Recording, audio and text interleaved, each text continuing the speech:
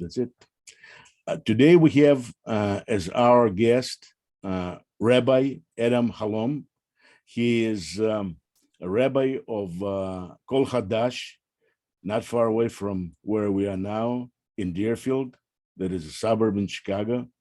And he is a dean of the Institute of Secular, don't even know how to say, Secular Humanistic Judaism. That's how they call themselves. Now, this is a movement that, for those that do not know, was founded in the 60s by Rabbi Shervin Wein. I think he was in Michigan. And he created this movement. We'll learn more about it. And this movement says that a Jew is anybody who just simply cherishes or shares some interest in Jewish history, culture, ethics, but without worshiping or praying to a supernatural being. I think the idol of this movement is Baruch Spinoza, poor guy that he was in real life. Adam, welcome to Chicago Jewish Cafe. Now, we've met long ago, and I'm very, very happy to see you today. Thank you, Alex. It's good to be here. I just want to correct two small things. One is my name is pronounced Shalom, like Chicago. It's actually meaning not Chalom, like a dream? No, it's actually the French spelling. My father's family came from Syria to Paris, and then from Paris to New York. And in Paris, they got the French spelling for Shalom with a shin into French, like Chateau or Champagne is a CH. So it's Shalom, like Chicago. So the proper name is Rabbi Adam Shalom. Right. And nobody believes that it was actually my name, given my career, because who would become Rabbi Shalom? We have something in common, because when I was born, I was named by my parents Shulam, which is sort of like Shalom in your case. That's right. And my father, when he got his master's degree in Spanish, he did it his work on the poet Octavio Paz, because they had the same last name. At least it meant the same thing. The other correction was in terms of Spinoza. Spinoza is actually a very complicated figure because in some ways he is a role model for us in his willingness to challenge tradition, to stand up for what he believed. I don't know that Spinoza considered himself Jewish, because he defined Jewishness by following the laws of the Torah that applied when the Jews lived in the land of Israel. And since they didn't live there anymore, he didn't feel those laws were binding. And so he might have just considered himself a person and not really Jewish in any way. So that's where we're a little bit different. Adam, a lot of born Jews, that is, Jews who have father and mother Jewish, don't consider themselves Jews. In fact, many of them consider themselves to be vicious anti-Semites. Are you one of them? Well, my point is that we're different from Spinoza or from those people, because we do consider ourselves to be positive and affirmative Jews. We celebrate Jewish holidays, we learn Jewish history, we study Jewish languages, we eat Jewish foods, we tell Jewish jokes, we connect with Jewish heritage. We are active and Jewish heritage. Isn't it embarrassing for many members of your congregation that were not born Jewish? Well, we have a mix in our congregation. Some families have one Jewish partner and one not. We have some people who have joined the Jewish family, and that's common to many Jewish congregations these days. And we have plenty of families where both of the adults in the household are Jewish. They may or may not have kids at home and so on. But what we are is a connection for Jewish culture. And so there are people who can participate in Jewish culture who themselves might not be Jewish. You don't have to have Jewish genes to spin a dreidel or to sing a Jewish song. Yeah, I agree with you. You do not need to be have DNK of American in order to be American citizen. But what you need to do, you need to go before a judge, American judge, not French judge, American judge, and he will say, yes, now you are an American. Do you have something like this in your case? So our movement's approach to Jewish identity is that if people want to celebrate Jewish experience, we're happy to welcome them in. And if they choose to identify as Jewish themselves, we're happy to accept their self-definition. So we don't have gatekeepers that tell people to get lost. We have gate openers that encourage people to participate. And we think of being Jewish much more like a family rather than a fraternity. A fraternity, you have to pledge and you have to go through a great ordeal to be accepted. A family, you can join in many ways. You can join by falling in love with someone. You can join by connecting with the family heritage and culture. You can be adopted into the family, and you take on that identity. After all, there are people who participate in American culture who are not American citizens. They are permanent residents. I can also join somebody's family by screwing the wife. Well, that's a little more complicated, and I don't think it's a fair analogy to what's going on in these cases. People are not sneaking in. People are not committing adultery with Jewishness. They are actively choosing to participate in this culture that's part of their family heritage. Look, my wife and I are both Jewish. I'm part of her family, and she's part of my family. We don't have to pick one or the other. Adam, are you a racist? No. In what respect are you Jewish? I'm Jewish both because of my heritage, the fact that my family was Jewish on both sides. Nothing is done because you were born to a particular pair. Alex, there's multiple factors here. I have more than one sentence in my head. You have to let me finish. I'm sorry. I apologize. So the first is that I have Jewish heritage. I was born into a Jewish family. I was raised with Jewish experiences. I have Jewish memories. I know Jewish songs. But the second is that I participate actively in Jewish culture today. So I'm not just of Jewish heritage, I'm also actively a member of Jewish civilization. As I mentioned, all these examples, whether it's holidays and life cycle events that I and my family have celebrated together, or it's reading Jewish history or studying Jewish literature or teaching Judaism to other people. As a rabbi, that's what I do. I am not only Jewish by biology, I'm also Jewish by choice, by activity, and by emotional connection. So there's many ways that I feel connected to being What is the difference between somebody like you and, for example, somebody who is Jew for Jesus? Well, there's a lot of differences. I understand, in terms of outlook, there's a big difference. But in philosophically, terms of definition, also the same way. You know, if you believe in this, you join our group. You can celebrate Jewish holidays and this. Well, let me give you the parallel. Yeah. The Jew for Jesus may have more in common with Lubavitcher, who thinks that Schneerson was the Messiah, than they do with us. I agree with you, but there's only a very small number today. When Schneerson died, there were a lot of them, but now only very small number. Yeah. So Jews who actively believe in a personal Messiah have more in common with Jews for Jesus than they do with us, because than Jews for Jesus have with us. Because again, if we don't have a belief in a personal God and we don't have a belief in a personal Messiah, that's a very different approach. The other major difference with Jews for Jesus is that their general agenda, and again, there are different branches in that movement, but their general agenda is for Jews to become part of the broader world and to disappear and to not have a distinct Jewish culture. Where our approach is we want Jewishness to persist as a distinct Jewish culture in the open setting of the modern post-Enlightenment, post-emancipation world. So that may mean some changes, that may mean some openness and some challenges to acceptance across boundaries. But the reverse, the other side of that coin is that we are able to be welcoming to people who want to stay connected to their Jewishness, even as they've made less traditional choices in their life by belief, by practice, or by whom they fell in love with and whom they want to build a family with. We keep the doors open, and that keeps people Jewish, where Jews for Jesus don't have that commitment to a future of the Jewish people that we do. So that's, again, a very significant difference. Well, they probably will disagree with you in terms of commitment to future of Jewish people. But what I find common between you and them is the act of self-enrollment. That is, you know, I was born in the Soviet Union. Unless the United States would allow me to come into this country, or I would stand before American judge and he would swear me in as American citizen, even if I learned to speak English perfectly in the Soviet Union, even if I acted as a true American cowboy, I would never be an American citizen.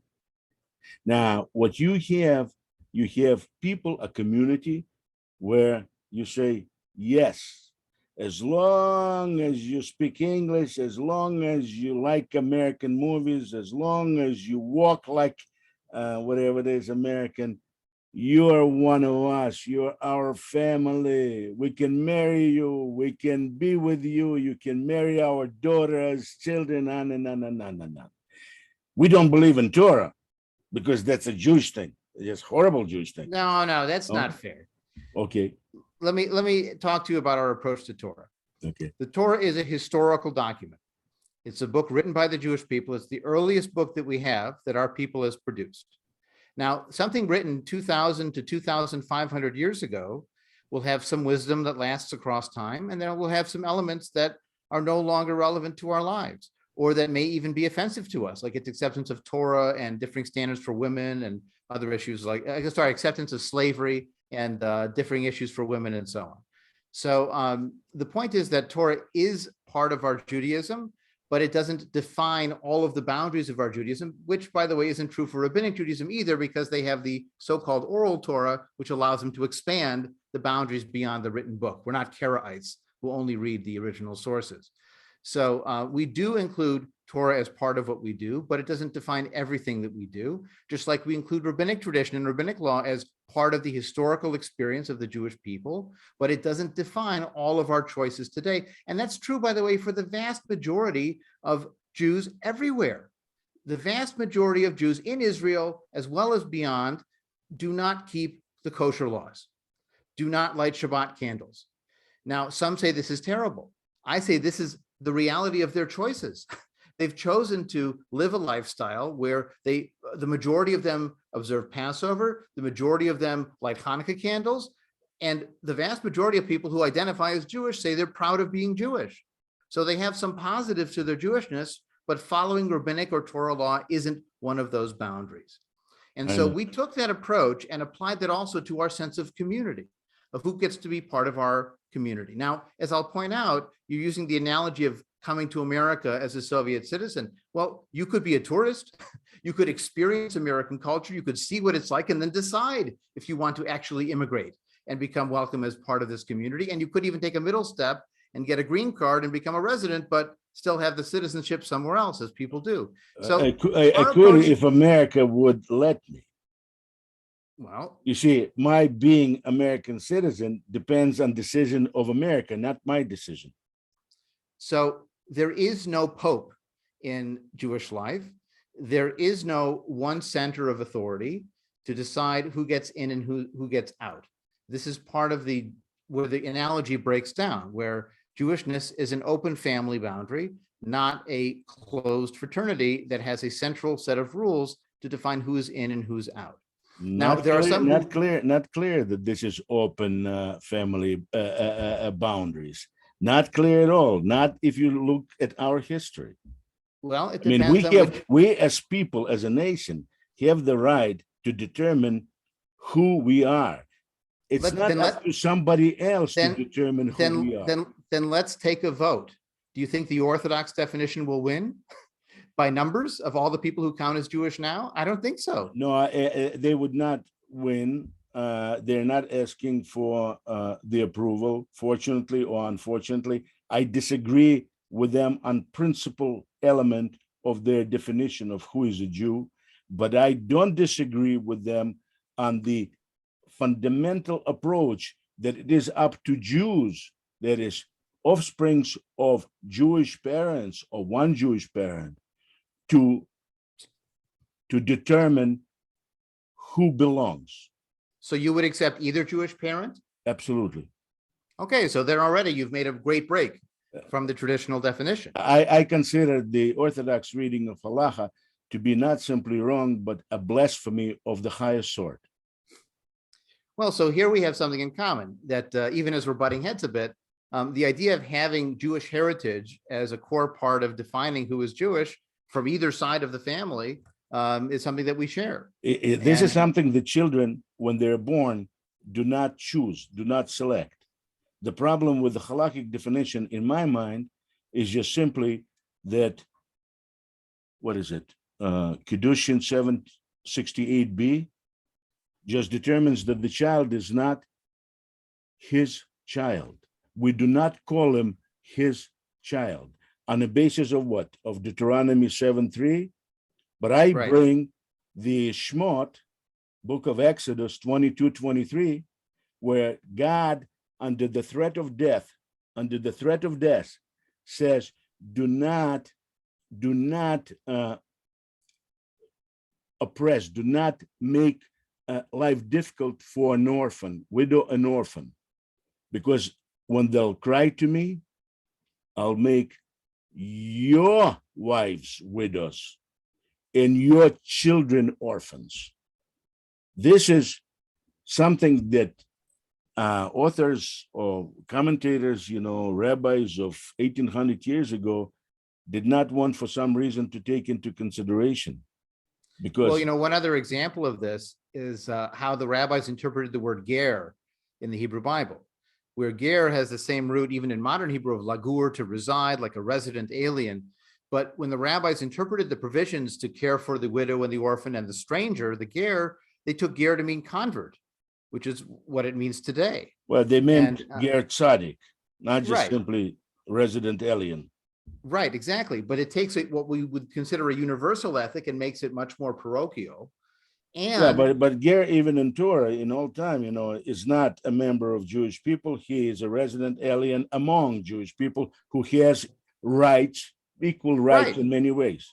And what I'm saying is that the rabbis took that ethic, which I think is more open, and made it into religious conversion and changed the sort of definition of being able to be part of some kind of Jewish community into a much more closed, rigid boundary based on Orthodox conversion.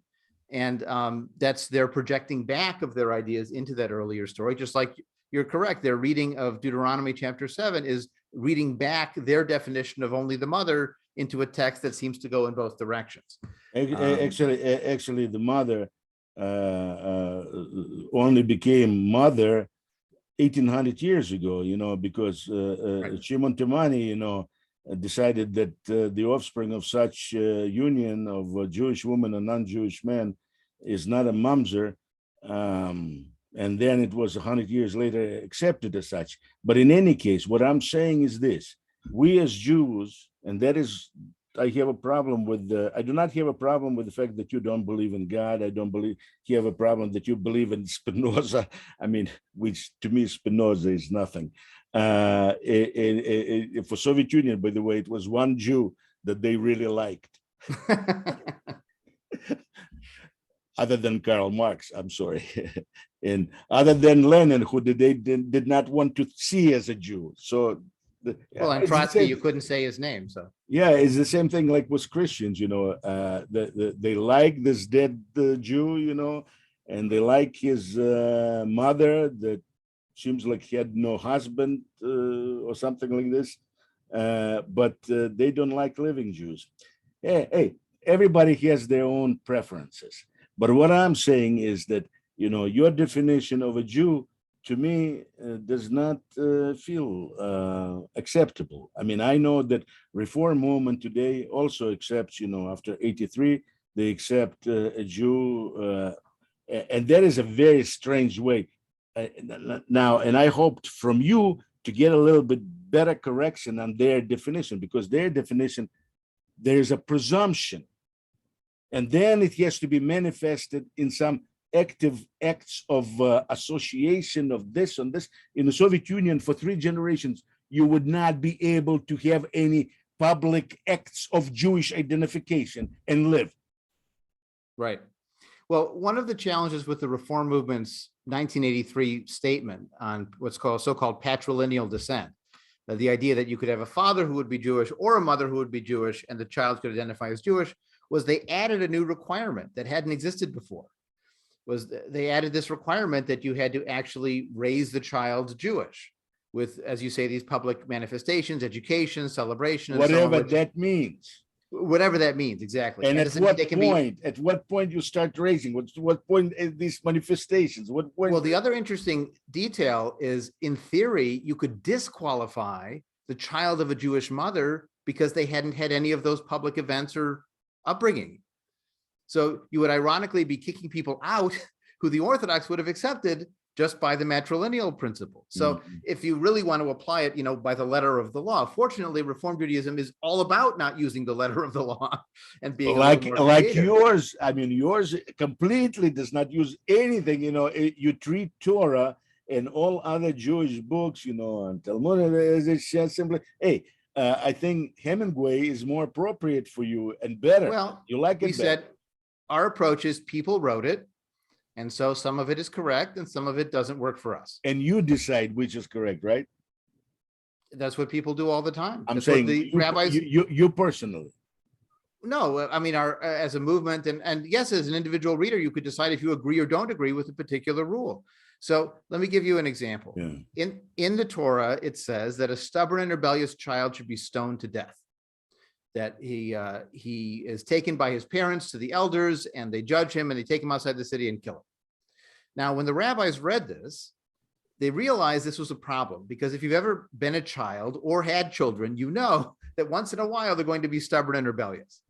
So what the rabbis decided to do was they couldn't go in and say, well, the Torah is wrong and just strike it out. You can't do that. But what you can do is try to qualify it. So they said, well, if it says a stubborn and rebellious, it says ben soreru more. So let's say it's for boys and not for girls. And then when they're under the age of 13, they're not responsible for anything that could kill them in a death penalty. So it can't apply then. And once they're over the age of 13, they're not really a child anymore. So maybe it just applies in this limited window in early puberty. And then they say, well, to qualify, the parents can't be lame or blind because of these reasons. And you have to warn him before 3 judges and then take him back to those 3 judges the second time around. And by the end of the discussion, one of the rabbis involved says, there never was a Ben Soreru More, a stubborn and rebellious child. There never will be because they've canceled the rule. So they So made why did God put that thing? Yeah. So the answer to that question, someone says, so why is it here? Right. And the answer is, so you should study and receive your reward. That is, it's a puzzle. And you get points from God for studying the puzzle, even if the end of the puzzle is there's no law that's going to be enacted. Well, so that's their rationale. God is wise and God knows what he's doing. But my question to a rabbi like this is, how do you know what God thinks? Well, I could ask you the same question. Please, if God is unknowable, then how do you know that this book is correct? And all the other books that other people claim are written by a God are wrong. Yes, I'm saying that God is unknowable, but I say that the Torah is from God. And on the basis of the text of the Torah, I can come to some conclusions about the will of God and what I'm talking about. But how can you prove that this Torah text is by a God and not by people? You can prove only to people who want to have the proof accepted. Right. So you cannot prove it in absolute. I mean, you mentioned Karaites, they go one way. Rabbinic Judaism is going another way. But the early Christian church wrote new books that the rabbis said those aren't Bible. Yeah, I mean, from the very beginning, we have a fight for inheritance of the Abrahamic covenant. But that is a fight, including maybe a fight between believing that covenant and not believing covenant and on. But what I'm saying is this, that for me, Jews are the people, and we have the right to decide who is Jewish. So again, the question becomes, who gets to speak for the Jewish people? Yes. And in my approach, the Jewish people get to speak for the Jewish people. Really? And when you talk to people out there in the world, they understand the concept that's presented in Adam Sandler's Hanukkah song of someone being half Jewish or a quarter Jewish. They understand that concept. They don't have any problem with it. They talk about being a member of the tribe. And you can join a tribe. You can be, have one parent on either side bring you into the tribe. They understand the idea of a partial and cultural Jewish identity. I'll give you one other example. When national surveys ask people, what does being Jewish mean to you? What is being Jewish about? Overwhelming numbers say it's about ancestry, your heritage, and culture, your active participation, and very small numbers emphasize religion. When they last asked this question in the Pew study that came out in 2020, they said, what is Judaism about? Is it about religion, ancestry, or culture? Only 11% said it was only religion. What about the land? Oh, like a connection to Israel? No, yes, connection to Israel, to the land of Israel. Well, that's not defining what makes you Jewish in this outside of Israel. Your Jewishness Really? outside of Israel Really? has I mean, outside of Israel, in Galut, how did no you in end up diaspora. here? I choose diaspora Diaspora from what? from our origin point. That doesn't mean you go backwards. I mean, the But Big our Bang doesn't go origin backwards. point is Egypt.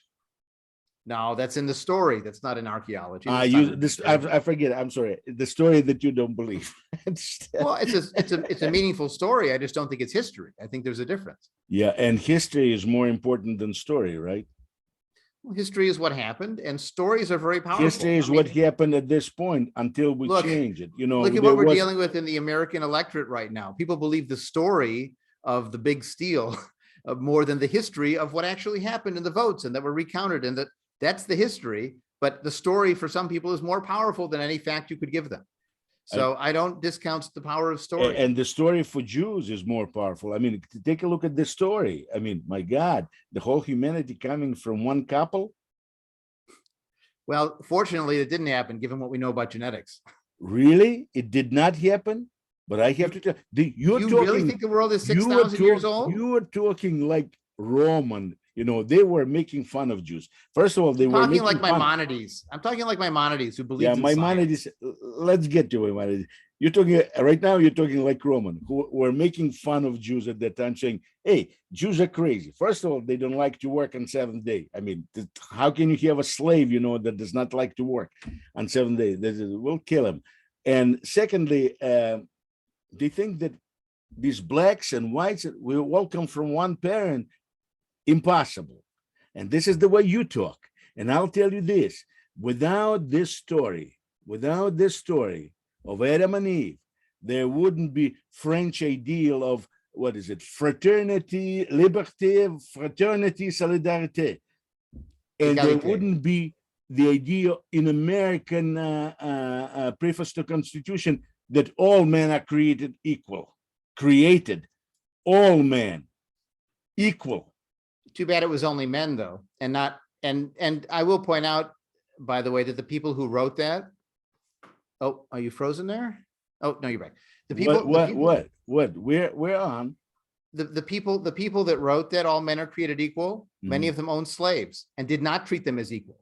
So those ideals have limits. Equality in the way they meant did not mean the social status equality, or that we all are presidents of the United States. There were slave owners and there were slaves, and they both are equal in the eyes of God. I'm sorry. What happened with their lives is different. I'm sorry. The hereditary property slavery of that period and the treatment of women. Forget slavery. What about treatment of women in that period? Meant they weren't full people. Woman is considered in the same story to be the mother of mankind. And to serve her husband. And to serve her husband.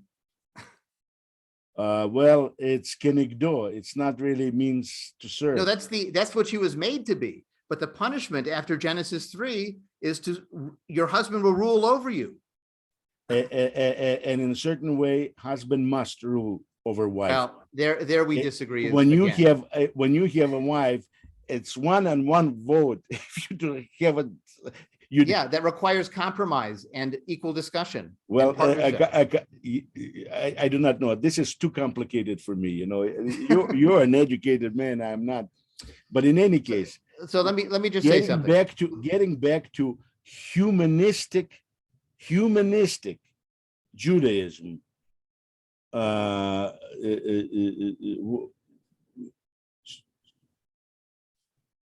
do you define who is a Jew? First of all, let's talk about it. It just dawned on me.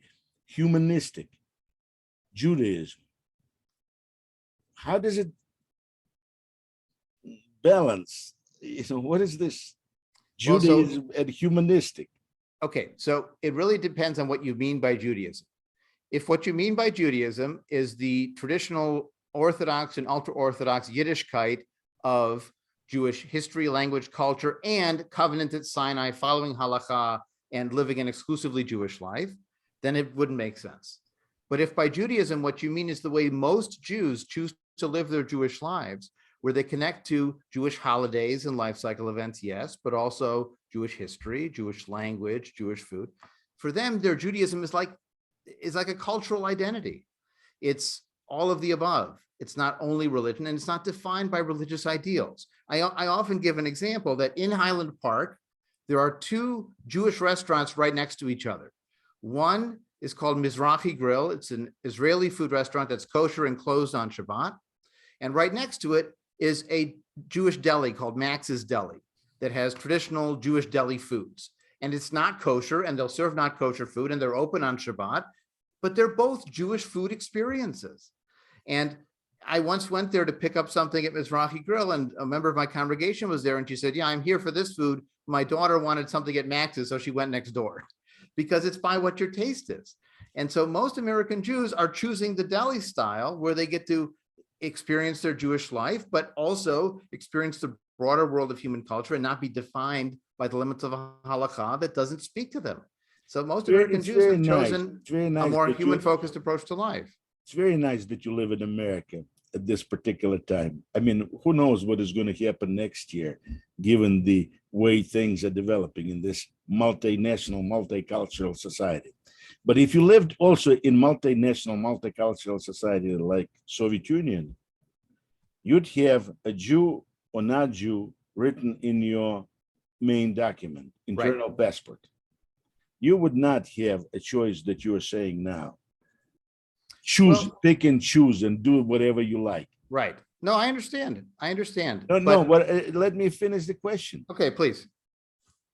So a Jew like you, or so-called community like yours, would not be able to exist in a country like Soviet Union. So a couple of thoughts. One is, you're absolutely right that context makes a difference. It'd also be harder for us to be successful in a country like Israel, where there's a chief rabbinate that tells you what you're allowed and not allowed to do. Why? There's communities like yours in Israel. Well, I mean, you do not have many privileges that the Orthodox have, but nobody is telling you, you're going to end up in Siberia or Sea of Galilee. Okay, drown, so it's a different level. It's a different level of difficulty. You're absolutely right. And you're right that in the Soviet Union, Jewish life was very harshly oppressed, as Jewish people were oppressed. I mean, it wasn't only a matter of, Jewish community life being squelched, but individual Jews had limited opportunities and discrimination and all kinds of other challenges that they faced. So you're absolutely right. It'd be harder to do there. I will point out that in 1905, under the Russian Empire, this is, the czars, the Jewish Labor Bund, in one of its annual conferences, actually proposed having a kind of Jewish cultural autonomy under the Russian Empire, and they would have local elections. And the way they phrased it was, these elections would be participated in by all those who identify themselves as belonging to the Jewish nation. Well, it was easy for them, because no right-minded non-Jew there were no perks to being Jewish. There was nothing there, Right. Would be so crazy as to say, I am a Jew. Right. So my point in the broader question of why would people choose to identify as Jewish? There's really two branches here. One is someone has a Jewish parent and wants to be part of the Jewish family. And some people would reject them, again, if it's a mother-father thing, on which we agree. And the other is someone who is converting, who does not have any Jewish heritage themselves, but wants to be part of this Jewish, whatever it is, whether it's religious or family or however you define it. And again, you have to ask the question, what are the perks? Why are they doing this? What are the benefits? But your movement does not even have the ritual of conversion and acceptance. So here's where we make it meaningful to them. If I have someone who comes to me and says, I want to become Jewish, I want to be part of the Jewish family, I'll talk with them about what would be meaningful to them, what would be a useful process for them. I'm happy to accept them identifying that way, but it's like the law of Hillel. Now come and study. Here's all the Torah, now come and study. What would you want to learn? How would you want to explore this? Maybe be part of a community, maybe take our adult education classes, celebrate a calendar of holidays, have a chance to experience. But will you also warn them that you may want to be a Jew today, but tomorrow there could be a massacre, and you're going to be hiding the fact that you're a Jew? Well, that's part of learning Jewish history, is understanding the Jewish experience. We don't need to upload all of the Jewish fears of the past onto them, but a little bit is not a bad thing. So we certainly want them to be connected with one of the definitions in our movement's statement on this from 1988 said that a Jew is a person of Jewish descent, or any person who declares himself to be a Jew and who identifies with the history, culture, ethical values, civilization, community, and fate of the Jewish people. They are that is even worse than reform. Why? Because reform, there's acts of identification. In your particular case, it's the ideas and feelings of association. Well, it says who identifies, which they get to define. What is identify? What is identify? Okay, so this is again part of that process where it's a conversation with the person.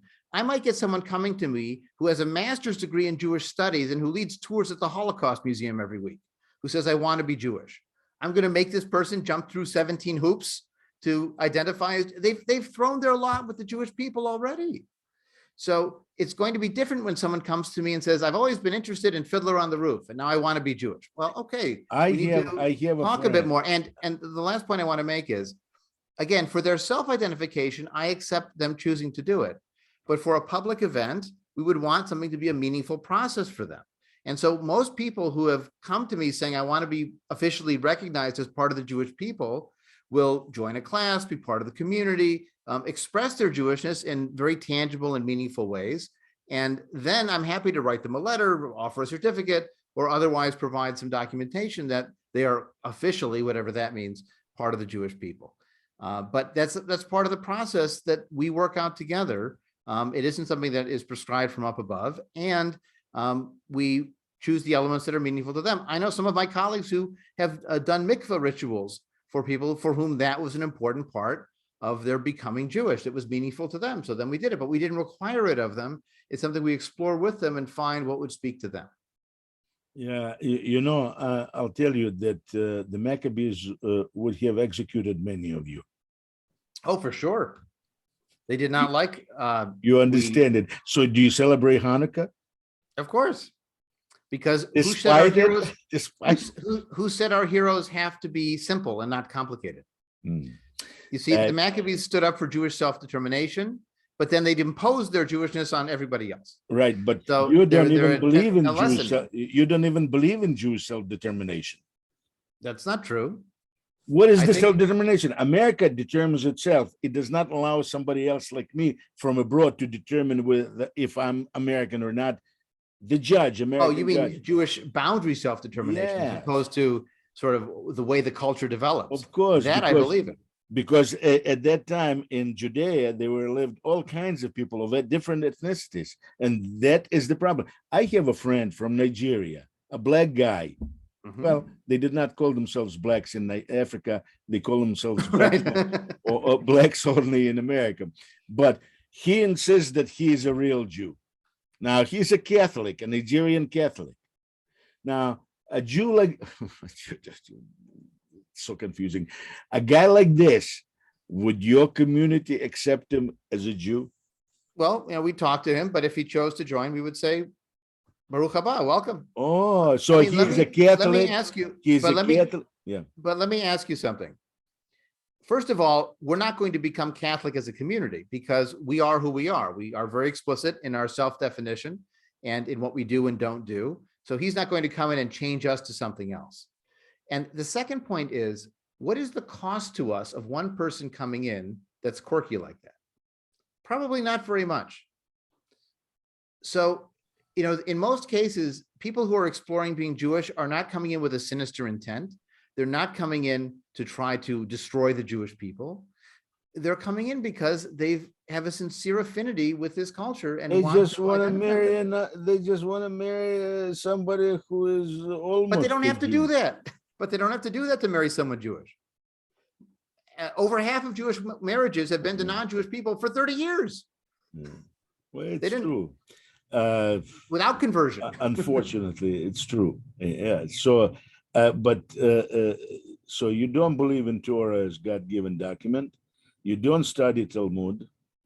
You don't. Well, again, historically, but not as yeah. mandated study. Yeah, and you do not. Do you observe Shabbat? In our own way. We have Shabbat services for the community 2 and 3 times a month. We have home Shabbat materials that families can choose to use. We can light candles and sing songs and share wine. Again, we have humanistic versions of blessings for those pieces that reflect our beliefs, but they can be in Hebrew and in English, or some people do them in Yiddish as well. There are a lot of ways that you can make Shabbat meaningful to you. How many members in Humanist Judaism movement? Well, my community has about 140 households that are part of our community, and we have similar sized congregations in, let's see, in Massachusetts, in Connecticut, in Washington, D.C., in New York City, in Sarasota, Florida, and then we have some smaller chavarot in San Francisco, Minneapolis, Seattle. Major cities generally have some kind of presence. I would say we're around 3,000 households nationally. And of course, that's at this moment. There are people that have been members who decided to drop out because people, join and leave congregations all the time, but they might still identify that way. When they leave, they leave your movement, where do they go? Well, they may not be a member anywhere. We have to remember the latest Pew studies show that only about 40% of American Jews are members of a synagogue at any one time. So that doesn't mean they were never members. They could have been members and dropped out, but the membership experience is a minority experience. For you, the meaning of being a Jew is basically eating some kind of a Jewish food? That counts as doing Jewish, but there's also more. So it could be Jewish food. It could be making Jewish food and learning how to make Jewish food. That's a Jewish experience. It could be studying the history of Jewish food. It could also be studying the history of Jews in a particular country, or the history of your own family evolution and where your family traveled and what they did and how they lived. It could be the study of Jewish ideas, the study of Jewish stories and how they were told and retold over centuries, the interpretation of those stories by later generations. Jewish art is an important history. Jewish music is an important, these are all parts of Jewishness. Food it counts, it's included, but people sometimes joke that we're just bagel, I'm just a bagel and lox Jew. I just eat Jewish food. But food is important. It's more important than people give it credit for. But there's also a lot more that's available to us as options for celebrating this full Jewish cultural identity. Adam, and in your mind, all those nice things that you just mentioned, sufficiently good reason for you and your family to avail yourself to be killed in pogrom or be shipped to Auschwitz? It's not always life or death. It's not and sometimes, always. And some. I mean, God telling Abraham to take Isaac, to be slaughtered, is an example of the dynamics of what was going to be the life of the people that would come out from the after Abraham. And we had moments of persecution, and we had moments of success and integration. There's a version of Jewish history that an old Jewish historian named Salah Baron sort of made fun of. Success and integration. Just one second. You mean assimilation? No, integration. Oh, integration. Being part of the surrounding culture. Let me give you just a couple examples. Yeah. Why is it, do you think, that Jews from Iraq don't eat kugel? Because they eat the food of the peoples around them, just like the Jews in Europe eat the food of the peoples around them. Borscht is not uniquely Jewish, but people here thought it was because they brought it with them. So Jews have always been integrated with the people around them. You can see it in Jewish faces. Look at Jews in Yemen and Jews in Syria and Jews in Baku, Azerbaijan, who look different from Jews in Poland. And it's not from the air, and it's not from the water. It's from the people they met and married and had kids with. So we've always been integrated with the surrounding cultures. We just don't admit it. So there have been long periods of integration. Maybe some don't admit it, but seems like you admit it. I certainly admit it. I mean, right. So here's the point then. This historian Salah Baron said some people understand Jewish history as the oy vey view of Jewish history. Or he called it in a fancy term, the lachrymose view of Jewish history, like a lacrimosa from a Requiem. He said, we lived in this place and they persecuted us and we suffered, and then we had to flee, and then we went somewhere else and they hated us even worse and we suffered even more. But if you look at Jewish history, there are long stretches of time where we live in the same place and put down deep roots and become part of the surrounding culture. And sometimes we do have to leave, and sometimes we get to stay. So whether we're in the middle of a break from suffering, or the suffering is the exception to long rules of continuity, that's a question of interpretation. And I live my life as prepared for the worst, but living the best when I can. And in America, Jews have never had it better, honestly. But my question, yeah, I understand. This is the problem with all countries where Jews declared that, in Poland in 15th century, also rabbis were saying that Poland is paradise on earth. And across the board, it was declared by Jews. This is exactly when Jews declare this is the greatest country in the world. That's when the problem comes in. Now, so then why are you still here? I have no other place to go. There's somewhere else to go. Like what? The Jewish state. Yeah, I went to Israel when there was a war, and I served to the extent that they took me in IDF. No, but what I'm saying is, if you're so pessimistic about the future of Jews under the power of other peoples, then why stay? Why not make Aliyah? Or is there some benefit to living out here? To Andromeda? Power? What are you talking about? Live under power of other people. What I said, that what you said about all these niceties of being Jewish, eating, these things, and challah maybe sometimes during the week, whatever.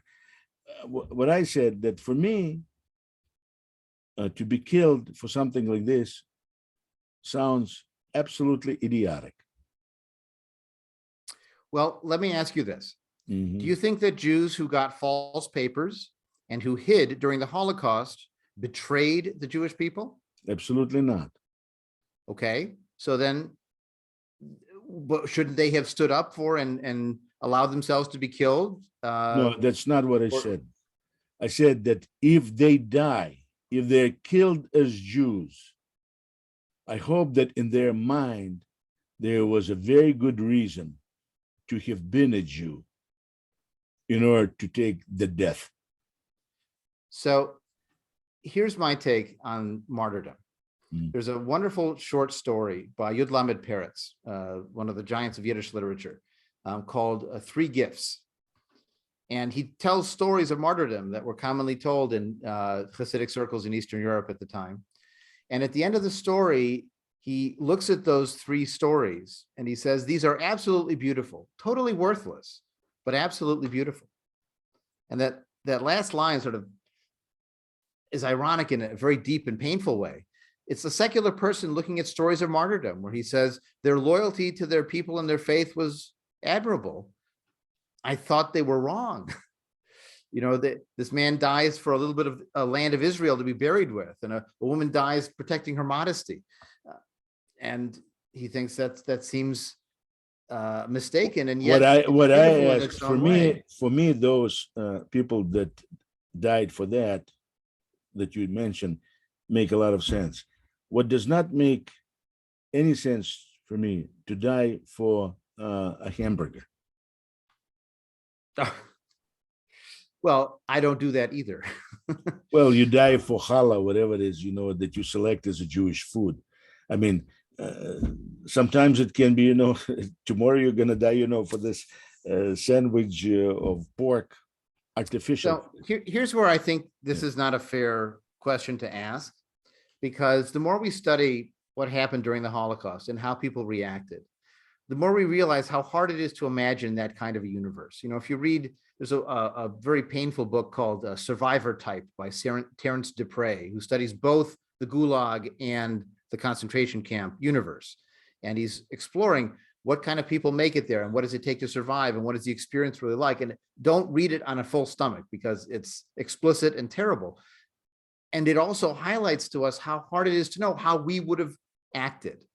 You know, if you had Sophie's choice between pick two children, one lives, one Adam, dies. I'm not asking you how would you act. That's not You what are. I'm You're saying, I'm how would asking, you act if someone wanted to kill I'm asking you? all those little things, you know, doing things the way Jews do. Are they really sufficient for you to avail yourself as a potential victim of such actions? I'm very When I publicly. go to war, when I go to fight, I need to believe that I'm writing for the right cause, that there's an ideal worth fighting for and dying for. That's what I'm asking you. What is So- your ideal that you are willing to put your life on line? There are a number of them. Loyalty to the Jewish people is one of them. Loyalty to my citizenship, my political allegiance is another. Loyalty to certain values that I take very seriously. These are issues that people are willing to stand up for, protest for, and even, you know, risk their lives for. I'll be honest, I don't know that my life has ever been in serious risk, whether it was on an amusement park ride or, you know, maybe driving really fast. I think that's true for most people. They don't really know what they would do. But you're an imaginative person. You can imagine such situations. But that's what I was saying about the concentration camp universe. We don't know what we would do in those circumstances. And it's too glib to say, oh, yes, sure, I would do this. There's a story that Primo Levi, the survivor, tells when he went to visit an elementary school classroom and was talking about his experiences. And one of the kids afterwards said, oh, well, it's so easy. You just have to build a secret ladder. And then at night you sneak out and climb over the wire. And here's a diagram and here's how you do it. And next time you're in a concentration camp, just ask me, I'll tell you.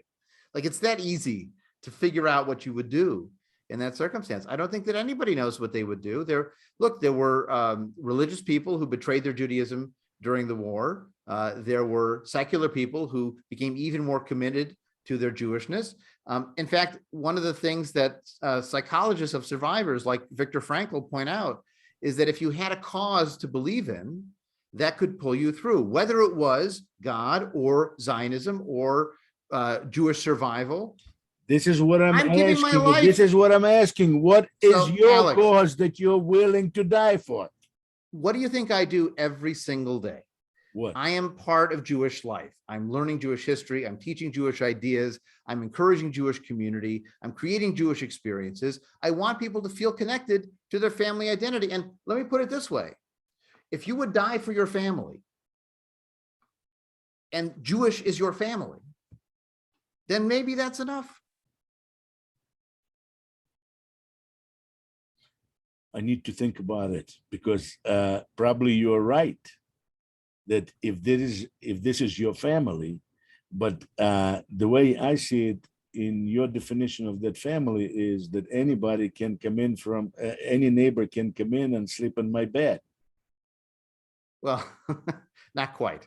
No? Any neighbor could come in and break challah with me even if I for you, invited them. there's some limits. Well, yeah, sleeping in my bed is a little bit different than identifying with my family in a broad But maybe you can understanding. forgive that person. I would, if they wanted an invitation, I might invite them. Wow. But I don't You- know. Again, Alex, how many people do you think are choosing to identify as Jewish just for fun? Or with a nefarious, with an underground secret evil intent? Well, I would argue the very question that almost you asked, no, I disagree with you. Half of the world is doing it.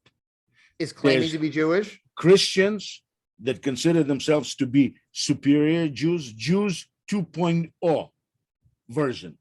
And there's Muslims that consider that we are not really Jews, that they're the real heirs of Abraham and they're the real followers of Abraham. So we have Christians, you know, that believe that they're better Jews than us because they're circumcised in heart, not in flesh, and Muslims who believe that they're circumcised, but they are better believers.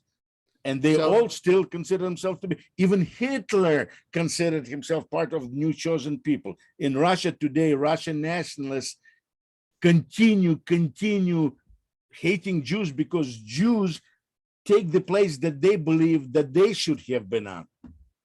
So do you think the answer is to insist that they're all wrong and we're right and we are the chosen people? Or is a wiser answer to say, you have your family, I have my family. Each of them is wonderful and distinct and unique and beautiful in its own right. And I'm happy to celebrate who I am and you celebrate who you are. And we can get along on that basis. I find that Really, much more successful than claiming you're all wrong and I'm actually the those best. people that I mentioned do not want to get along with you. They want to replace you. Then I have nothing to say to them. But that's where the problem comes in. You have nothing to say to your neighbors. You have nothing to say to. I'm willing to relate to them on the level of equality. I'm not willing to relate to them. But they on the do level not of want who's equality. They superior. want replacement. Then I fight back. Supersession So is the tradition of the church. I understand that. Well, there are certain Christians today who have actually softened that. They'll talk about, for example, a First Testament and Second Testament instead of a new and an old. So they're improving that. There's always been people, that would say something good to Jews or do something good to Jews. But by and large, we're taking place. Look at this. The Arab Palestinian interlopers want our land. Well, we want some of their land. They have no land there. They have 57 countries or 48 Arab countries, whatever it is. Okay, 57 Muslim countries. This is way far afield from our you topic. See, here's the thing. But in any case, the time is already coming up to a conclusion. I'd love, if you want, we can continue to talk because I see there's still another 10 minutes. But in any case, Adam, how long time we have not seen each other? Well, probably 5-6 years at least. Yeah, at least, maybe more. And I have to say, I liked you then, I like you now, and you're a great person at that time, and you're a great person today. And I wish you and your whole community lots of health today, and well-being and prosperity. And if you're going to become not 3,000 households, but 300,000 households, I'm not going to be upset. Well, I like to say that we provide a Jewish home for people who might not have a home anywhere else. And it's important that there be many different Jewish homes for different styles of Jews. If nothing else, Jewishness today is like flavors of bagel.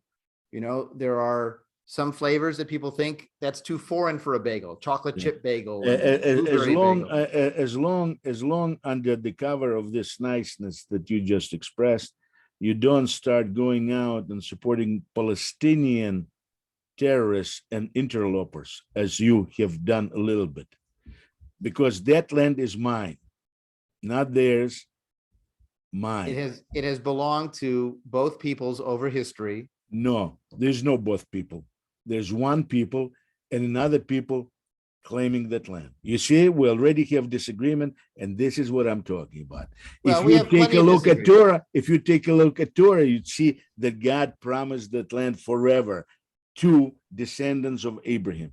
As long as they committed genocide against the people that were there. That was the command of God. See, and that's where I'm grateful that I think it's by people. Yeah, I understand because they were that wrong. you want situation where you do not need to kill or die. I would love that situation too, but the world is not structured that way. And I have to say, without that genocide, the genocide that you are talking about, getting rid of Canaanites, there wouldn't be anything in this world. There wouldn't be the ethics and the beliefs and the community of the world today, the way it is, good, bad, indifferent. Well, also keep in mind that just because it's said in Deuteronomy to wipe out the Canaanites, in the book of Judges, it's clear they didn't. So, you have to pick which source. They tried, God knows they tried, they just couldn't. And and maybe in part there was also people like you there that were holding everybody back, no? Thank goodness. Okay. In any case, Rabbi, nice talking to you. And I wish you the very best, as they say in China, Betzlacha and sei gesund. Thank you very much. Ashenim Dank. Thank you. You have a great day. Hope Bye-bye. to talk to you again. Bye.